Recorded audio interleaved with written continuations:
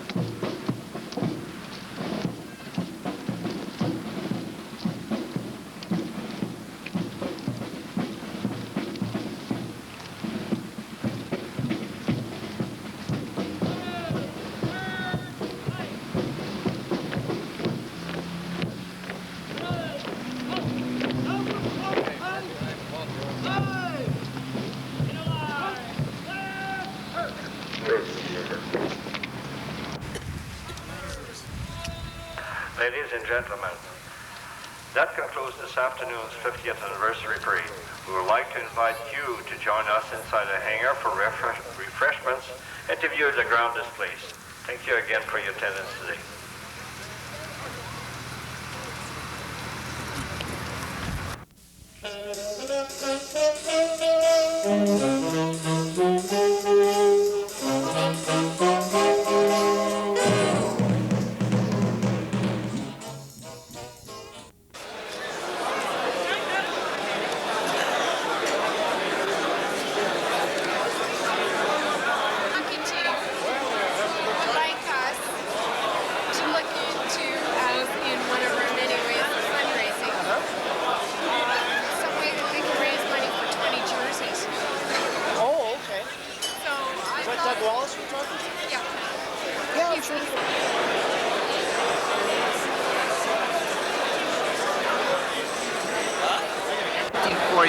August, flying Bostons. And this Darwin used to drive us out to our aircraft. So watch us take off and do our thing, and then greet us when we came back. Freezing some bacon. Whoa! Okay. All right. You said. Okay. Okay. Kathy, I'd like you to meet a young lady who was probably a driver who drove me out to my aircraft at Bradford Bay in 1942 when I was flying Boston because she drove transports. You were part of transport. Yes, I was. And I toured everybody.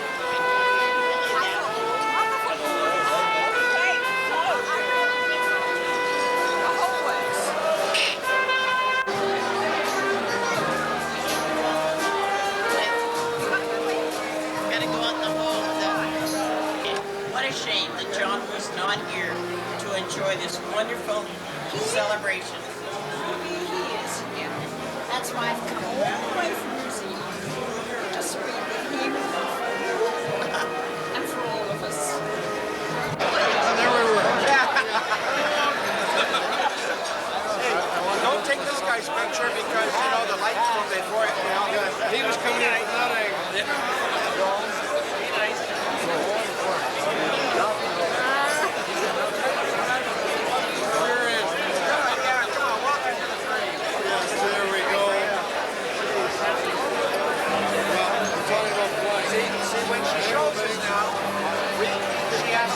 For rights to be able to show we're doing this. We haven't signed a waiver from ACTA.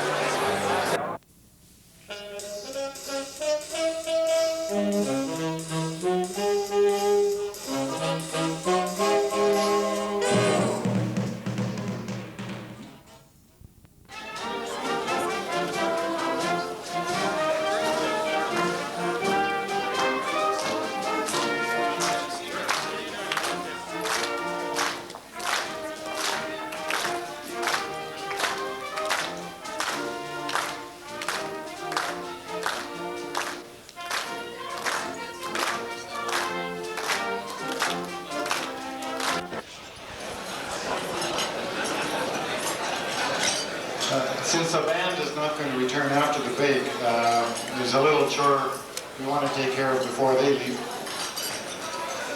Our guest speaker tonight, who I will be formally introducing later, happens to be sharing with us tonight his 65th birthday.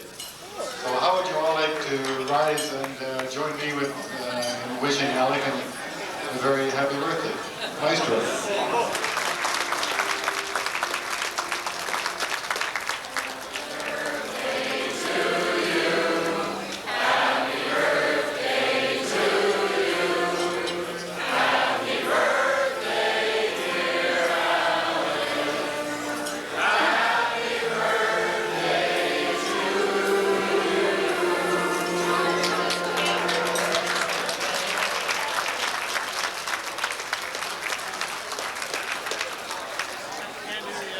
Lord of earth and sea and sky, we offer prayer for all who fly. Bless this squadron, Lord, we pray, and those who celebrate this day. Some have come from near and far to share some stories at the bar. 418 has made its mark, the best of it was in the dark. Boston's, Mossie's, Harvard's, Otters, Mitchell's Beechcraft Expediters. These are aircraft that we flew, and many a trip was a shaky do. 50 years of war and peace. Will this squadron ever cease? Half a century of powered flight, most by day, but some by night. So now we gather here to dine with lots of food and lots of wine. Grant us, Lord, the spirit of mirth. We hope we get our money's worth. Amen.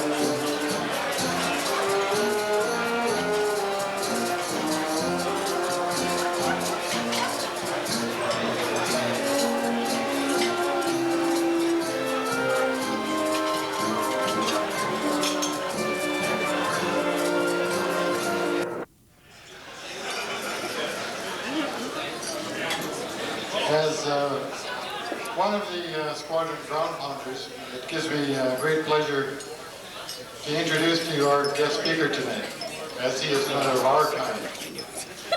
He is Alec Mayer, a native Edmontonian who served with 14th Squadron as an engineering officer during the Mitchell days, roughly from 1951 to 1954.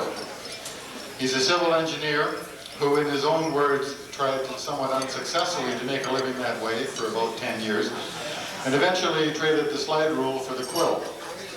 At this, he was considerably more successful and has spent the past 20 to 25 years writing for newspapers, magazines, radio, and is the author of a number of books. Currently on the bookshelves are two of his works published by Hertig, How to Speak in Public and How to Be a Great MC. Alex is currently engaged as a historian and author of a history of the Edmonton Police Service, which celebrates its 100th anniversary next June. We met over lunch last spring to discuss Alex speaking here at the banquet tonight. That topic took a few seconds, and for the next hour and a half we were treated to the pleasure of hearing some of the City Police Service's stories, both serious and amusing.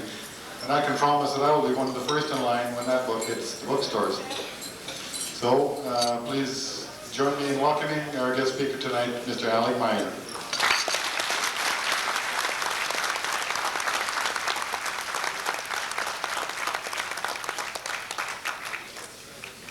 Thank you very much, I think. I'll work on that one anyway. Elizabeth Taylor gets married tomorrow for the 8th time. And I want to tell you that I feel a little bit like Elizabeth Taylor's 8th husband.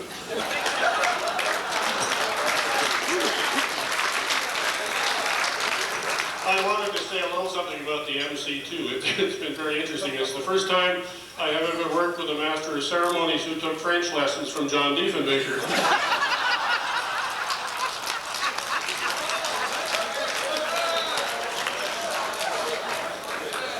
On this date in history, quite apart from my birthday, in 1813, Tecumseh, the great Shawnee chief, died in battle fighting the Americans at Moravia Town in Upper Canada. In 1793, George Vancouver arrived at Nootka in BC. Can't even read my own writing. And in 1930, on this date, the British dirigible, the R-101, crashed at Beauvais, France, and 47 people lost their lives. On this date in 1970, James Cross was kidnapped by the FLQ. And on this date in 1940, the Battle of Britain came to an end. None of which has a great deal to do with what I wanted to talk about tonight. But they're tricky things to drop into the conversation, and I wasn't going to let a chance slip through my fingers. It's always a little awkward being from Edmonton and talking to a group of people who are visiting from out of town, because it's terrible to be associated with a city that in turn is associated with either hockey players or a shopping mall. There was reference made to the Messier. We have been all over the world, and people wanted to know when they found we were from Edmonton what Gretzky had for breakfast that morning. But if you've been to West Edmonton Mall, you folks from out of town, and you from Edmonton will realize the truth of this, no matter what you've heard about West Edmonton Mall, it's true. And they tell the story, and it's quite true, of a young lady who approached the security guard just outside Abercrombie and Fitch. And if you can picture West Edmonton Mall, this is just above the life-size recreation of the Santa Maria, and down from the fountain and the whale pool. And she came up to the security guard and said, I'm pregnant, obviously, and I've gone into labor. Can you direct me to the nearest exit? And he drew himself up to his full height and said in indignation, young lady, you shouldn't have come in here in that condition. And she said, I didn't.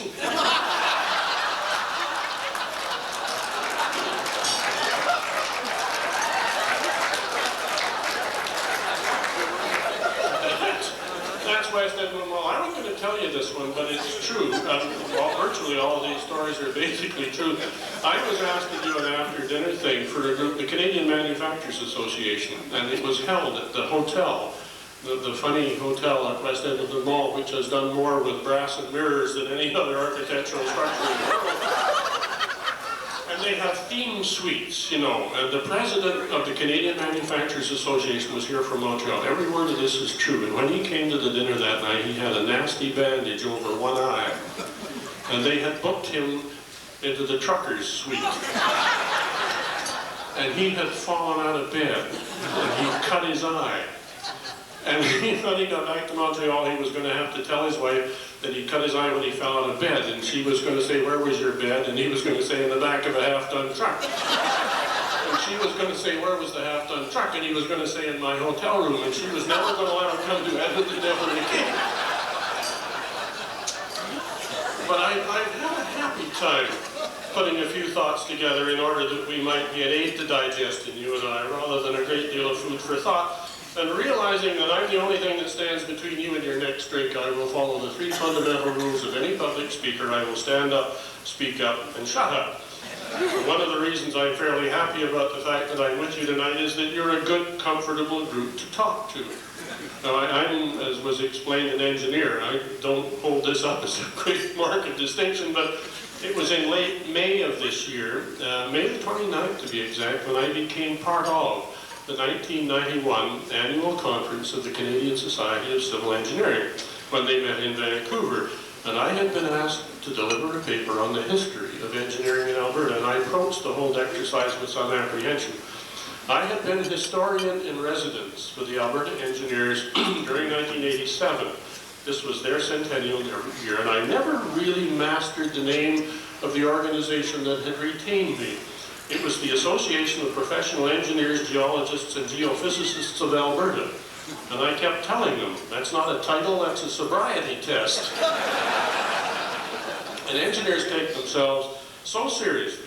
In room 231 of the Vancouver Hotel, at 9:50 on the morning of Wednesday, May the 29th, Messrs. Jang J. and Olson M. were to deliver a paper, the title of which was "A Finite Strip Model for Nonlinear Transient Analysis of Stiffened Plate and Cylindrical Shell Structures." The title was longer than the paper. And there was another one. I really wanted to hear this one. It was at 2 the afternoon, and I couldn't make it because that's when I was scheduled.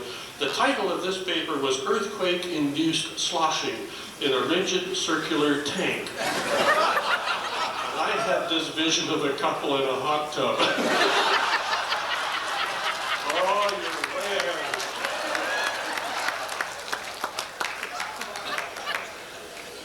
The pleasure in all of the preparation for tonight really stemmed from the fact that I was dealing with memories. And I began to realize that they were all happy memories. And I bring my bundle of memories tonight as you have brought yours. And all I really want to do is to hold them up to the light and check them for lumps. And when I look around at the familiar faces that bring back those memories, I'm really touched. One of them is a gentleman called Tony Cashman. Not all that long ago, I was doing an after-dinner thing, and Tony Cashman was part and parcel of the group that was there that night. And when it was over, Tony presented me with a photograph of me in uniform when I was with the Reserve Squadron, and I have been looking for a way to get even ever since. And I discovered that Tony is the grandson of a gentleman who was the business manager of a federal penitentiary here in Edmonton at the turn of the century. Tony, come on up and get a picture of Grandpa Cashman.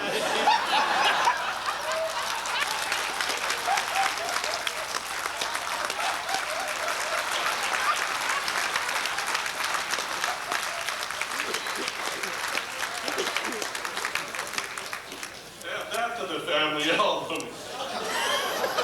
And then there's Monty Stout, the navigator with the strongest stomach in the Royal Canadian Air Force. He could throw it farther than anybody else I've ever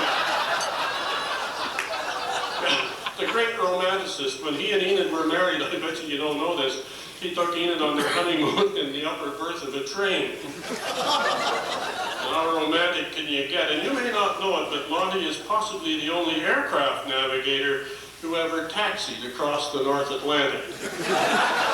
That's true, he was a ferry command, and they had a little engine trouble partway across, had to come down on the water. They radioed ahead, nobody could come and get him, And the message was, if you can taxi, we're this way. And they taxied all the way to Ireland, up one wave and down the other.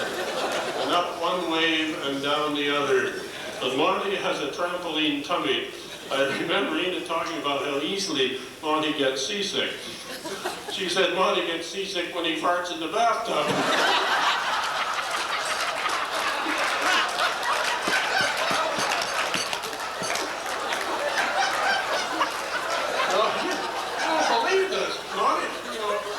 With that kind of constitution, to be a navigator in a Mitchell has got to be the dumbest thing in the world. Last guy into the airplane, you put your feet wide apart, and you pull the door up underneath, and you fold the flap down, and you stand there between the world's noisiest engines, two of them, the noisiest and the smelliest engines in the world.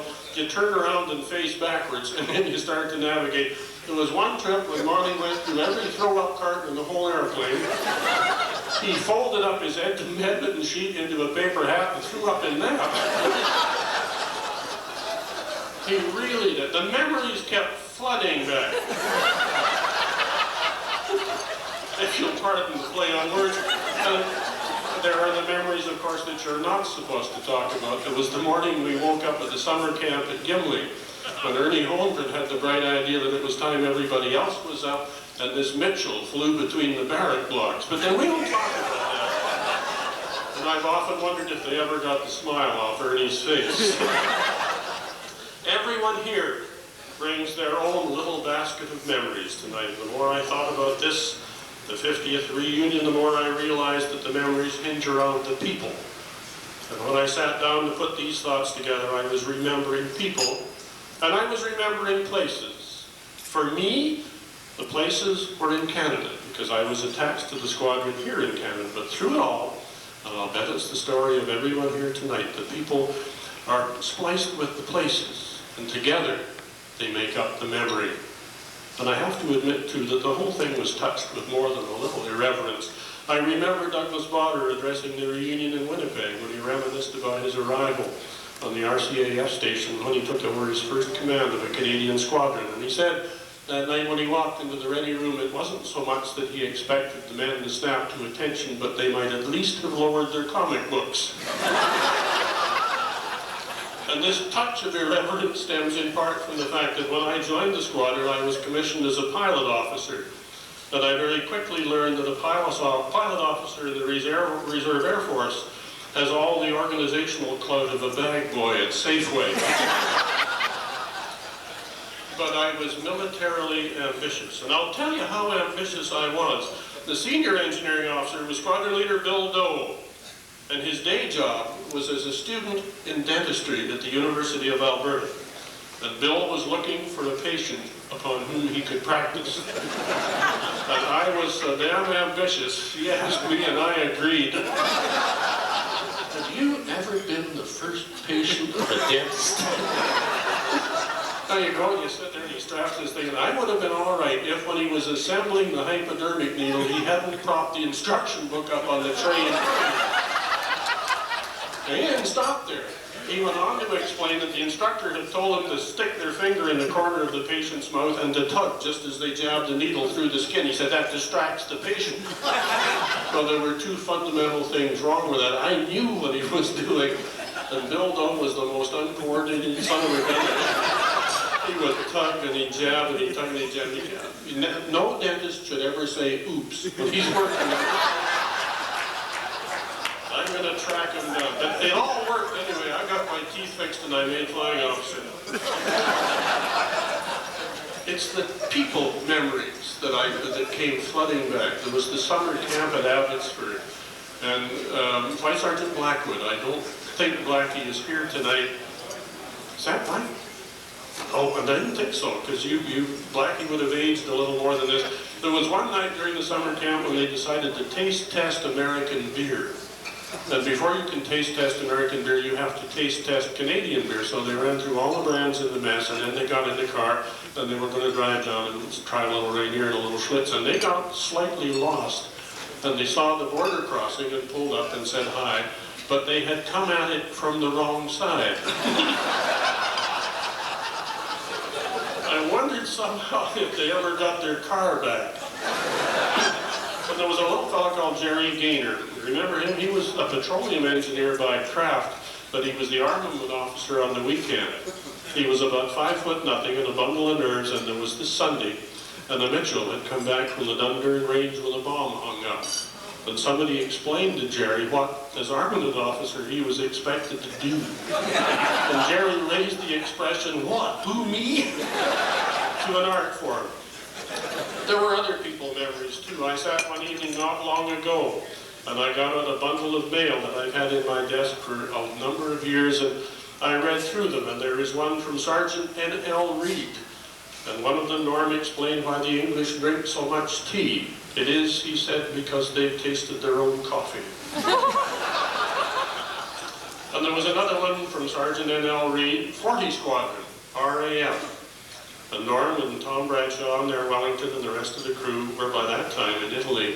And Norm in his letter told me of the night the CO came into the mess and ordered a round of drinks for the house. And the fellows rushed over and said, "You've been promoted? Your wife's okay? You're going to be transferred back to England? What is it?" And he said, "No, none of the above. I finally worked up enough courage to tell off a corporal." Ah, the scars that are left by Manning up over. Norm and Tom Bradshaw ended up spending 98 character building days in Yugoslavia as a guest of Mikhailovich, and they got out, but that's another story. And I began to realize that there was something common to all my memories, something that I wanted to say tonight. And it's a bit humbling to get down to this point and wonder just exactly how I'm going to put it, because I really felt very deeply about this.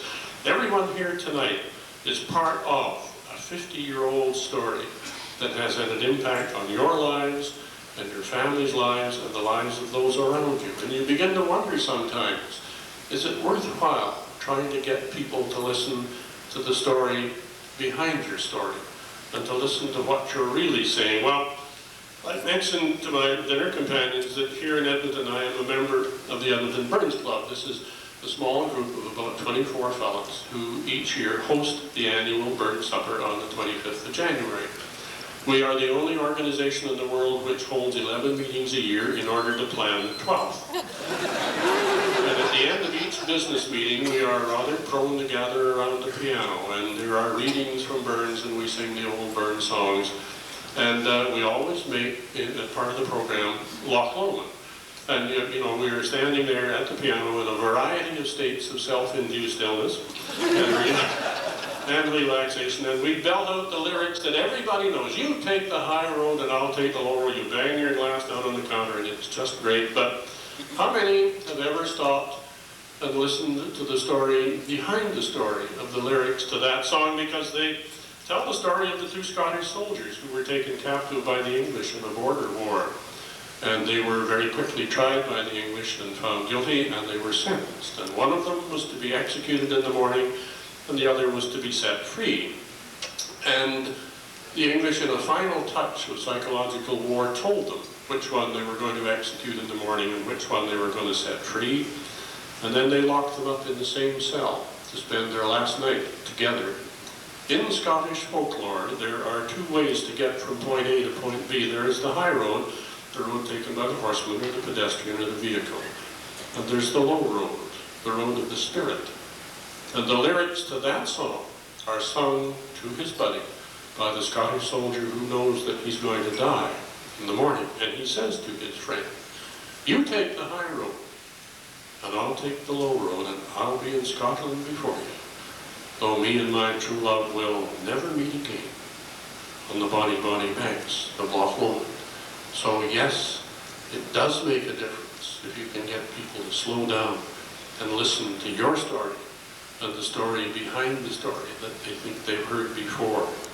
And I tried to find a way to pull all of this together, and it proved to be even more difficult than anything I had tackled. And after all these years of working with words, I blush to admit that I had to turn to the works of another author to say in a few words what I wanted to say to you, and what I felt tonight is the spirit of this group and this gathering and the years ahead.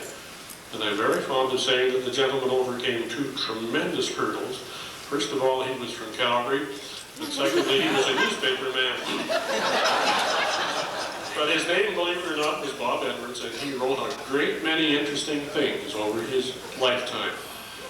One of the most unlikely of which is a prayer. And it's Bob Edwards' prayer that says it for me. Because Bob put it this way: Lord, let me keep a straight way in the path of honor and a straight face in the presence of solemn asses. Let me not frolic with the high, nor bulldoze the low. Let me frolic with the jack and the joker and win the game. Lead me unto truth and beauty and tell me her name. Keep me sane, but not too sane. Let me not take the world or myself too seriously, and grant me more people to laugh with and fewer to laugh at. Let me condemn no man because of his grammar, and no woman because of her hairstyle, neither being responsible for either. Preserve my sense of humor and of values and of proportions. Let me be healthy while I live, but not live too long, which is about all for today, Lord. Amen. Thank you.